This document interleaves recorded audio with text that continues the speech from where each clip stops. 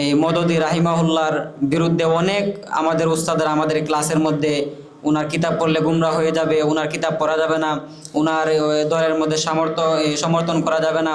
জি, আমার নাম শাহুল্লাহ হেলাল, আমার গ্রামের বাড়ি সুনামগঞ্জ সাতক। আমি পড়াশোনা করছি সিলেট বিয়ানীবাজার দিনী বিদ্যাপীঠ জামিয়া মাদানী আঙ্গুরা মোহাম্মদপুর, যেখানে জমিয়তের আখড়া।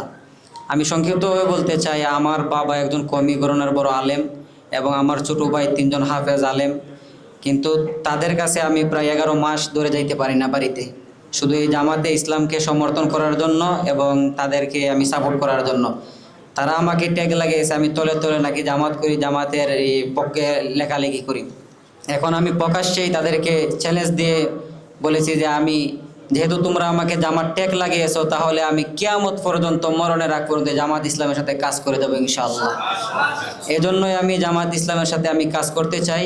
আমার জন্য সবাই দোয়া করবেন। এবং আমার বাবা একজন কওমি ঘরানার আলেম ছিলেন, উনি বর্তমানে দুনিয়াতে নেই। আল্লাহ তাআলা যেন বাবার কবরকে জান্নাতের বাগান বানান। এবং আমাদের মাতার তাজ এই মদদি রাহিমাহুল্লাহর বিরুদ্ধে অনেক আমাদের উস্তাদরা আমাদের ক্লাসের মধ্যে উনার কিতাব পড়লে গুমরা হয়ে যাবে, উনার কিতাব পড়া যাবে না, উনার দলের মধ্যে সমর্থন করা যাবে না।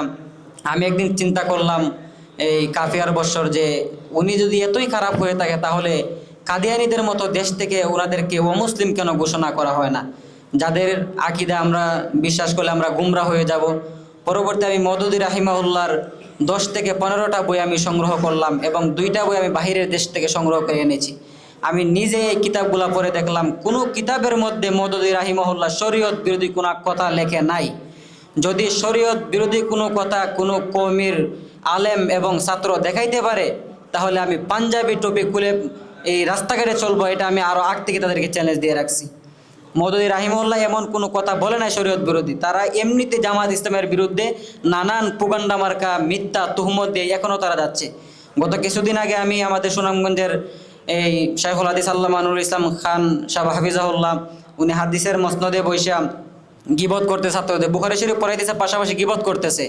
আমি আমার নিউজ অফ বাংলাদেশে আমি এই ভিডিওটা নিউজ করে আর শিরোনাম দিছি যে হাদিসের মসনদে বসে গিবত করায় ব্যস্ত আল্লামা নুরুল ইসলাম খান সাহেব। পরবর্তী এই ভিডিওটা এবং এই পোস্টের প্রতি আমাকে অল সুনামগঞ্জ সহ সকল আলেম উলামার কাছে আমার ক্ষমা চাইতে হয়েছে গত শুক্রবার আগে শুক্রবারে। কারণ আমি কেন তাদের বিরুদ্ধে লেখালেখি করলাম, অথচ তারা 24টা ঘন্টা সব সময় আমাকে তারা বলে যে এই তলে তলে জামাত করে, অথচ বাপ কওমির আলেম, বংশ সবাই কওমি, সেও কওমি মাদ্রাসায় পড়াশোনা করেছে, কওমি মাদ্রাসায় চাকরি করতেছে, ইমামতি করতেছে।